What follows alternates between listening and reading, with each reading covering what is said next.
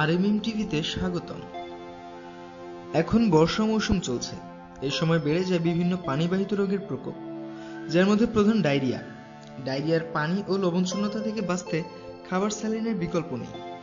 কিন্তু হাসপাতালে অধিকাংশ রোগীদের ক্ষেত্রে আমরা দেখে থাকি সঠিক নিয়মে খাবার স্যালাইন বানানো হচ্ছে না। সঠিক নিয়মে খাবার স্যালাইন না বানালে তা মারাত্মক ফল বয়ে আনতে পারে, এমনকি মৃত্যুও হতে পারে।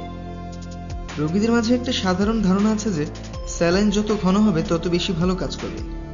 অনেকেই গরমে ক্লান্ত হয়ে এসে স্যালাইন খান, কিন্তু তা সঠিক নিয়মে বানানো হচ্ছে না।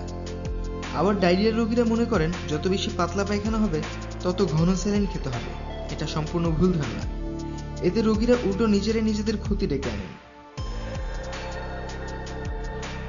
যদি আপনিও এমনটা করে থাকেন তবে এখনই সাবধান হন এবং সঠিক নিয়মে স্যালাইন বানানোর পদ্ধতিটি শিখে নিন। স্যালাইন বানানোর সঠিক নিয়ম নিয়ে তৈরি বিপাশা হায়তের সেই অ্যাডের কথা নিশ্চয়ই সবার মনে আছে। হ্যাঁ, স্যালাইন বানাতে হবে প্যাকেটে লেখা নিয়ম দেখে। আধা লিটার পানিতে 1 প্যাকেটের পুরো ওর স্যালাইন ফুটিয়ে ঠান্ডা করে তারপর স্যালাইন মেশাবেন। তা না হলে জীবন রক্ষাকারী স্যালাইন হয়ে যেতে পারে মৃত্যুর কারণ। বানানো স্যালাইন 12 ঘন্টা পর্যন্ত ভালো থাকে, এরপরে খাওয়ার অনুপযুক্ত হয়ে পড়ে। 12 ঘন্টা পর স্যালাইন খাওয়ার প্রয়োজন হলে একই পদ্ধতিতে নতুনভাবে বানিয়ে নিতে হবে। খাবার স্যালাইনের উপাদানগুলো এমনভাবে থাকে যেন তা আমাদের শরীরের ঘনত্বের সাথে মিলে যায়। একে আইসটনিক দ্রবণ বলে। এর ফলে শরীরে পানি শূন্যতা পূরণ হয়।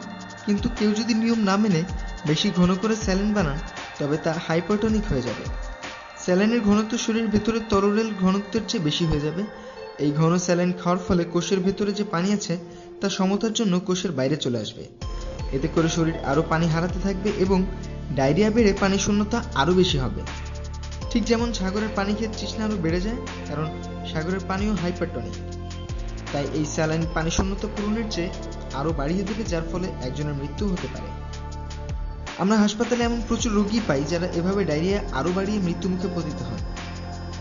অন্যদিকে যদি স্যালাইন কম ঘনত্বের হয়, অর্থাৎ পরিমাণের চেয়ে বেশি পানিতে স্যালাইন তৈরি করা হয়, তবে এটিও আমাদের শরীরের জন্য ক্ষতিকর হয়ে উঠবে, কেননা এই দ্রবণ হয়ে যাবে হাইপোটনিক, যা ঘনত্ব শরীরের তরলের চেয়ে কম। এতে সমতার জন্য লবণের বাইরে রেখে বেশি বেশি পানি পান কোষে চলে যাবে।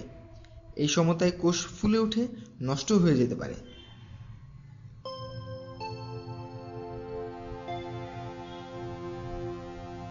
মনে রাখবেন, ডায়রিয়া রোগীকে হাসপাতালে ভর্তি করার পর শিরায় স্যালাইন দিলেও খাবার স্যালাইন খাওয়া বন্ধ করা যাবে না, এবং অবশ্যই তা সঠিক নিয়মে বানিয়ে খাওয়াতে হবে।